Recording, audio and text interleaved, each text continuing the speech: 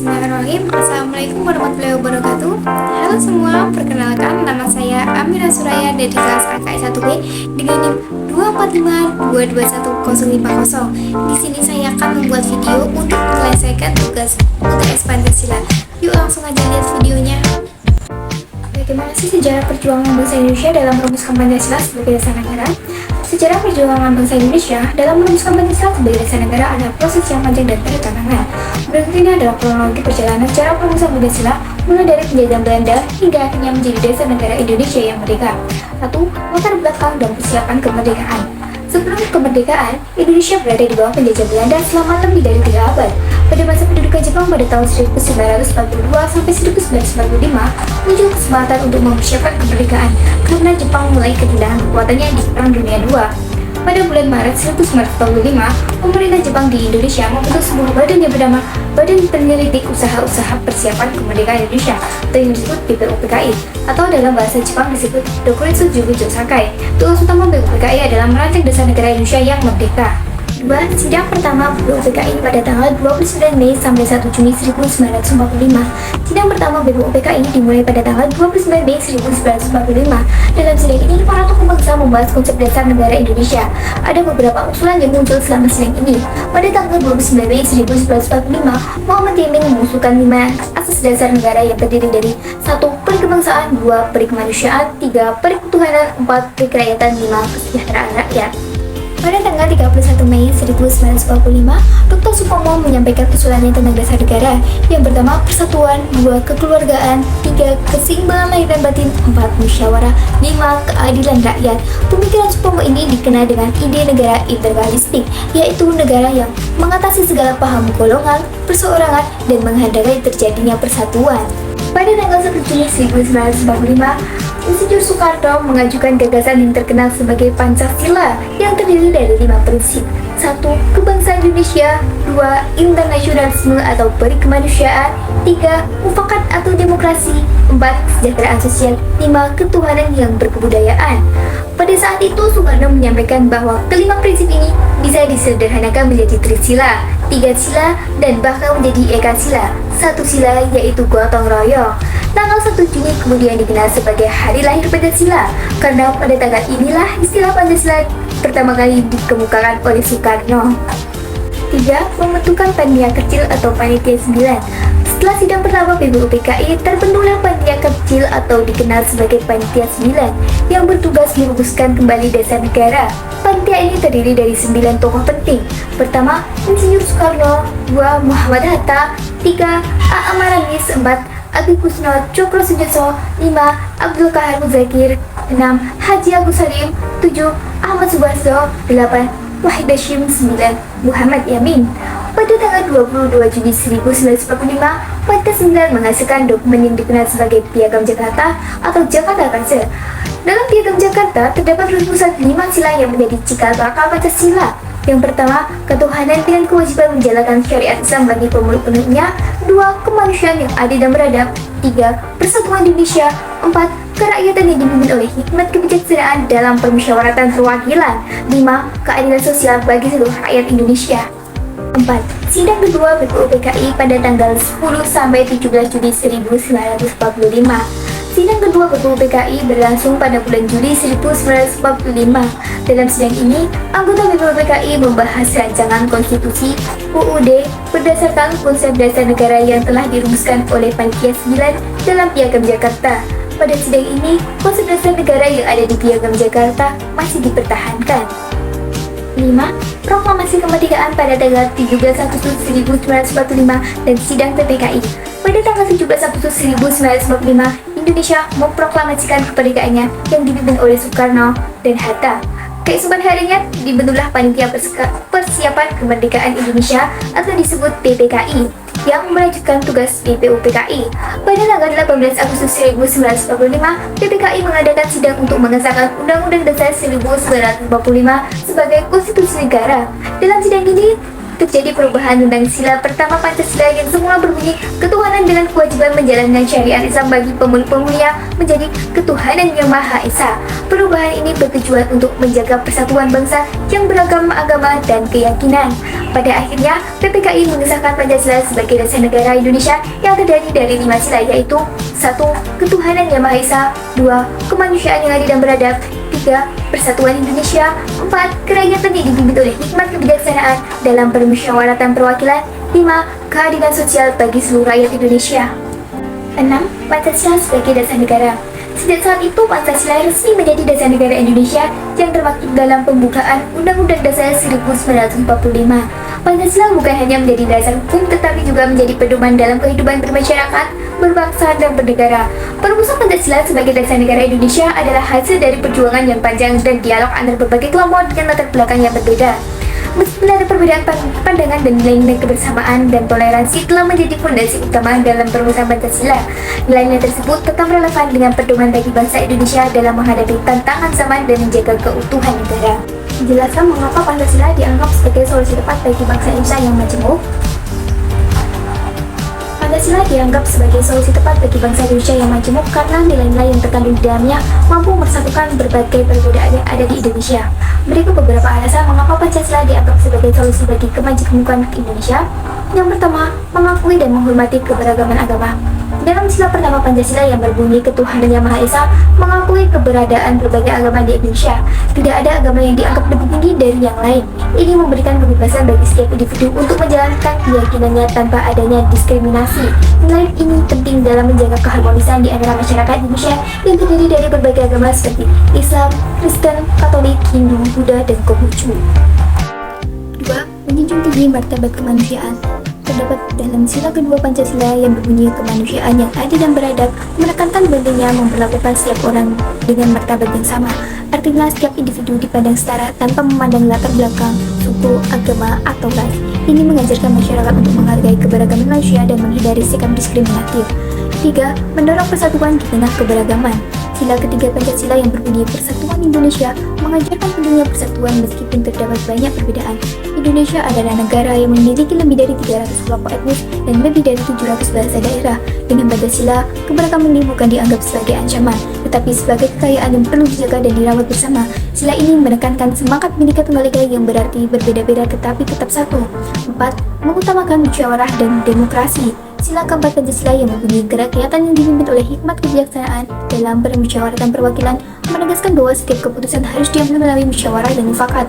Ini menghindari dominasi satu kelompok di atas yang lain dan memastikan setiap suara didengar, sehingga setiap keputusan politik memperhatikan kepentingan seluruh rakyat tanpa memandang perbedaan latar belakang. 5. Menciptakan keadilan sosial untuk semua. Sila kelima Pancasila yang berbunyi keadilan sosial bagi seluruh rakyat Indonesia berusaha menciptakan kesejahteraan yang merata bagi seluruh rakyat tanpa terkecuali.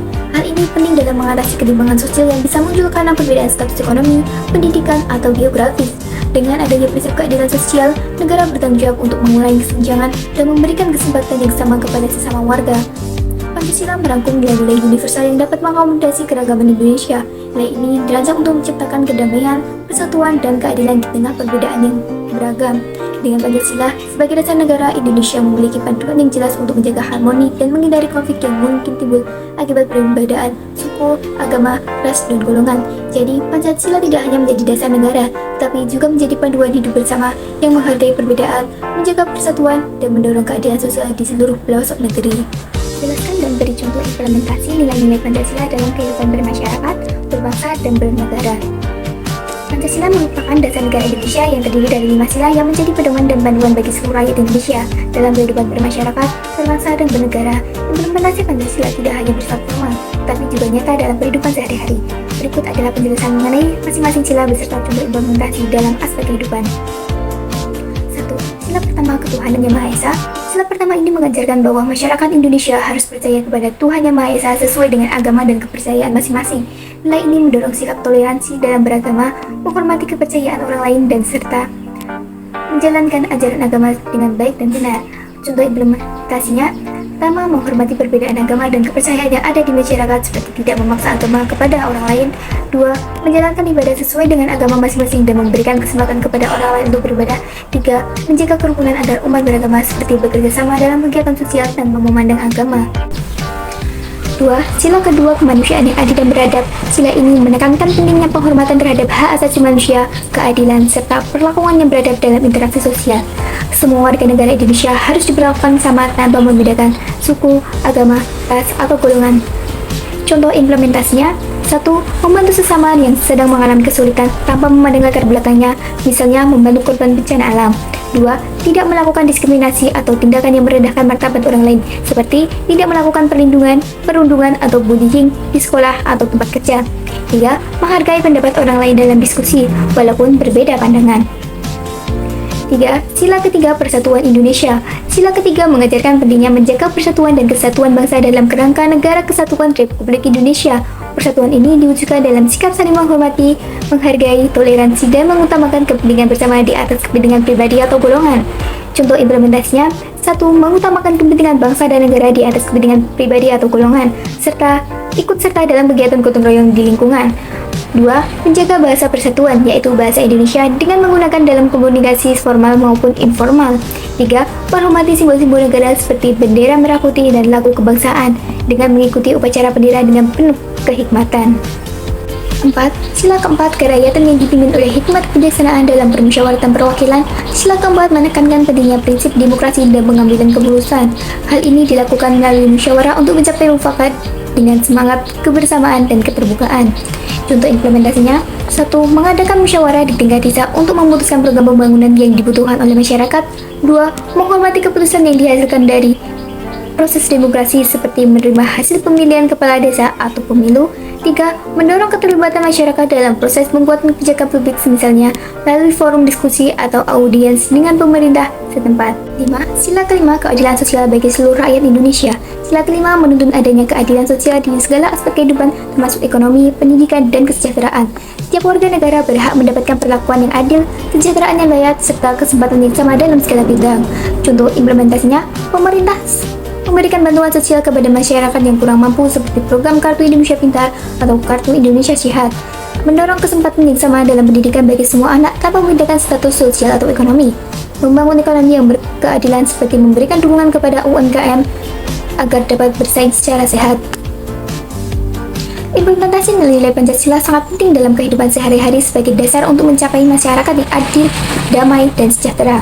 Pancasila menjadi panduan moral bagi seluruh rakyat Indonesia dan tidak hanya lingkup formal seperti pemerintahan, tetapi juga dalam interaksi sehari-hari di lingkungan masyarakat.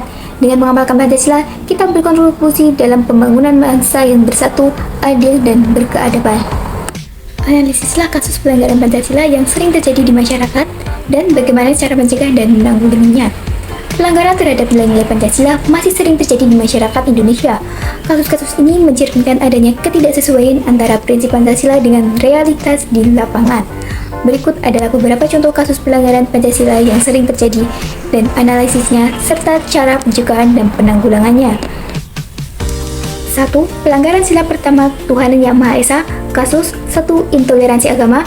Di beberapa daerah masih terjadi penolakan terhadap pendirian rumah ibadah yang berbeda agama. Ini menunjukkan kurangnya penghormatan terhadap kebebasan beragama. 2. Diskriminasi berbasis agama. Ada kasus di mana orang-orang dari agama tertentu diperlakukan berbeda, misalnya dalam hal pekerjaan atau pelayanan publik. Pencegahan dan penanggulangannya.